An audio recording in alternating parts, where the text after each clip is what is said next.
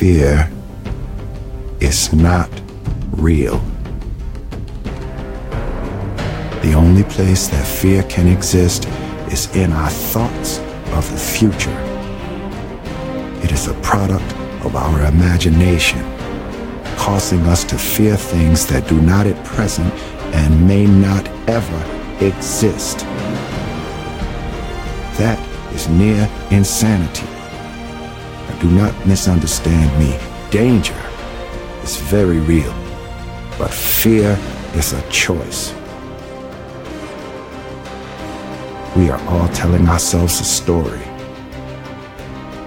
And that day mine changed.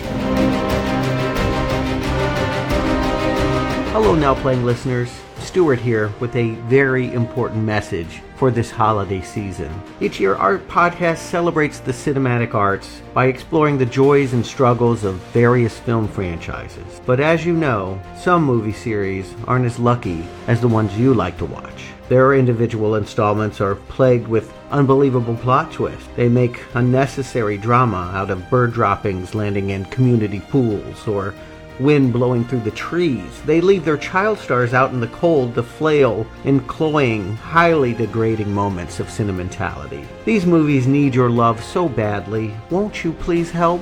With just a small donation to Now Playing, you can hear Jacob, Arnie, and myself give tough love and career guidance to the sad little films of M. Night Shyamalan.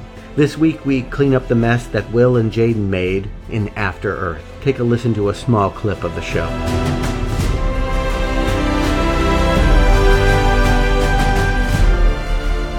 There's also a dead sister. Are there hints here at the beginning that I'm missing, or is that just something that isn't revealed until later flashbacks? Through the 1,000 flashbacks about it throughout the film. Yeah, it's M. Night teasing a mystery. You know he loves them, and so this is what it builds to, is that, yes, we'll see him triggered in moments of anger. This young Katai keeps thinking about a moment where, early on, it's hard to tell who's in the frame, but he's shoved as a child into what looks like a goldfish bowl, and we know that one of these monsters bust in, and eventually, we'll just go ahead and cut to it, because it's really not that great of a mystery. Eventually, we'll realize that he feels a lot of guilt about staying in the fishbowl, even though he's, like 5 years old, and going out there and not helping his sister die. He'll even have the argument later. What did you want me to do, Dad? Was I supposed to go out there and face it? And I guess the answer is an honorable death is better than the fishbowl. I found it very odd that these aliens they're at war with do home invasions.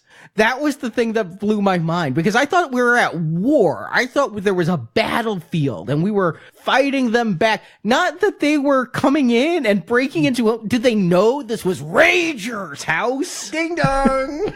Land shark. Oh no! Are you serious? I don't know. That's the only thing I'm like, why were they in his house? I can't figure this shit out. And the reason why you can't is because this movie is not really about these aliens at all. The fact that there's a big alien mythology you don't understand, also a factor in Scientology. Most people that get on the bridge know that there's some indications of this, but they have to keep going to fully understand. So maybe be cool with the ambiguity, or yeah, you could find out what's really going on from the thousands and thousands of leaked documents and now television documentaries and what have you that expose it. Thank you, Leah Remini.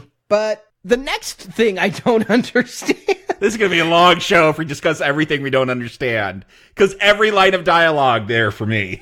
It gets easier. But Will Smith is retiring, but he's going on one last... I don't even know. Is this a field trip? I think it's training, because when we get on the ship, we'll find out that they have an Ursa in a cage, which just looks like an egg to me or something. It looks like a barnacle, the way it's got like the little holes in it and things. I thought it was... Yeah, it's very organic looking, and they're going to use that to train. I guess you don't mind if people die, or maybe they'll put it on a chain. So I took it as a training mission, and he's going to take Katai to bond with him over this 3 days before he retires. Yeah, it said in one line of dialogue, you know, this is how Night works, is that he's going to train people on ghosting. He's trying to leave a legend behind. So if he's the original ghost that knows how to shut down his fear and all other emotions, I wanted to say, he didn't just turn off the tap with fear, like nothing. I'm giving you no joy, no pain, no nothing. I am a walking robot, but I'm going to train other people to be like this, because this is how we should all strive to be. And yeah, yes, they're bringing the creature as I guess, your final exam. Okay. And so he takes Jaden along because he does want his son to be a ranger and be a better man, and that's why he's hauled off. And there's something from the mom. You got to bond with your son. They had a fight at the dinner table. Yeah, she guilts him into being he's a bad dad. He wasn't there when the creatures attacked the house and the sister had to do it. So I think it reflects as much on him as it does on Jaden's character. But for contrived reasons, they're getting on a ship together to go and try and be closer, because that is what I believe Cypher wants. He wants to be close to his family. He's trying to not be so emotionally distant. He'll never try again throughout the film, but this is the effort. It's very irritating. No, that is the crazy thing. I thought this was going to be about being able to have emotions, but still block the fear. That never comes up. You know what else never comes up? Moby Dick. Like, there's a whole subplot about Moby Dick in this film, which leads to like a hand job joke that Cypher makes to his daughter when she gets this Moby Dick book. But who's the great white whale in this film? In writing, when you drop something like a piece of literature, that's got to mean something and it's got to tie into the story. What does this have to do with Moby Dick? Melville's story is commonly interpreted as being in the pursuit of an impossible quest, that you're obsessed with getting a whale that you'll never get, delusion. So it has a lot to do with what the Smiths are doing on screen. He's trying to make this kid a star who has no desire to do so. In that way, it feels very much in the tradition of Moby Dick. But no, I think it has a lot more to do with the reason why it's in the script, with environmentalism. We will find out. The best joke of this film is that they're going to crash on the most inhospitable planet in the entire universe. And guess what? It's ours. It's the one that birthed human beings, Earth. Again, I kind of hinted at this in my plot summary, but they just hit random coordinates to get the fuck out of a asteroid assault. Because gravitons are building up that Cypher, who is, I'm just going to call him Jesus, because he just puts his hand in the window and he's like, there's going to be an accident, guys. Let me go talk to the crew. He doesn't have that much emotion in his voice, Jacob. I know. I'm trying my best. Yeah. I didn't do the accent because I don't know how to do this accent that they were trained to do. But again, just have the ship crash.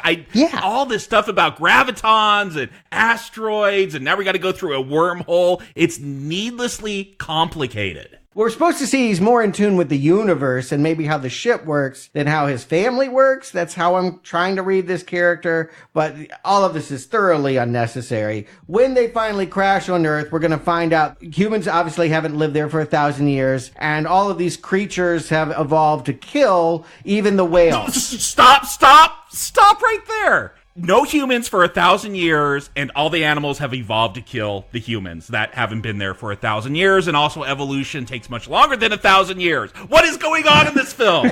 Well, evolution could have been sped up through mutation, through carcinogens and other things. But there's no humans. How did they... He's like, everything is your enemy here. But they haven't seen humans for 1,000 years. There's nothing to... You think they'd actually be more docile and peaceful. And I thought when he said everything is your enemy, it meant plants too. I literally thought everything was going to kill him. The Happening all over again. The Happening. You're still wanting that movie. I didn't say I wanted it, Bob.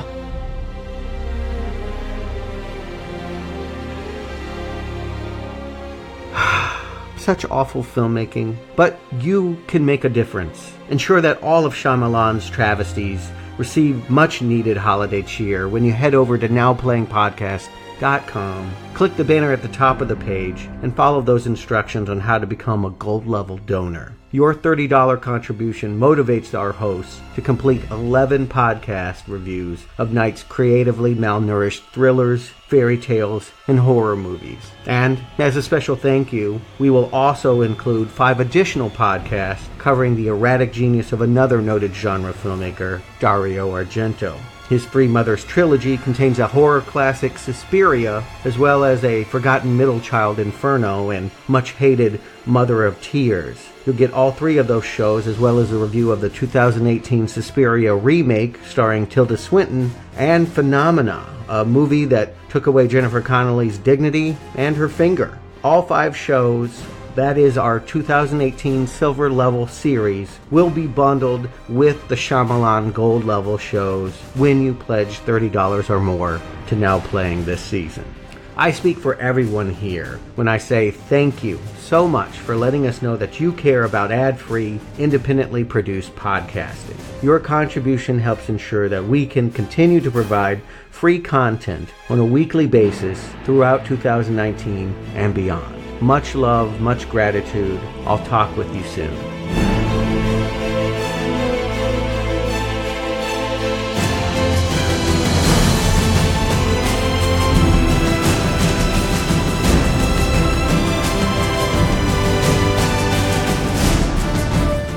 This mission has reached abort criteria. I take full responsibility. You did your best. We have nothing more to prove. Now return to the ship. Your support helps keep Now Playing on the air. What do you think you should have done? Because really that is all that matters. What do you think you should have done? The opinions expressed on Now Playing are those of the individual hosts and may not reflect the opinion of Venganza Media Incorporated. How often are you wrong? My wife would give a very interesting answer to that question. Venganza Media Incorporated is not affiliated with, and this podcast has not been prepared, approved, or licensed by any entity that created the film analyzed herein. All movie clips and music included in this podcast are the intellectual property of their respective copyright holders. They are included here for the purpose of review, and no infringement is intended. Under penalty of fall, do not attempt to land. Repeat, do not attempt to land. Now Playing Podcast is an exclusive trademark of and may not be used without the express written permission of Venganza Media Incorporated. You want to die today, that is fine, but you are not going to kill me. Now Playing is a Venganza Media production, copyright 2018, and no part of this show may be reproduced, repurposed, or redistributed without the written permission of Venganza Media Incorporated. All rights reserved. Dad.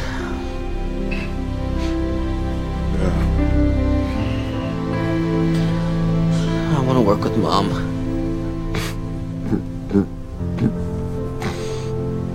Me too.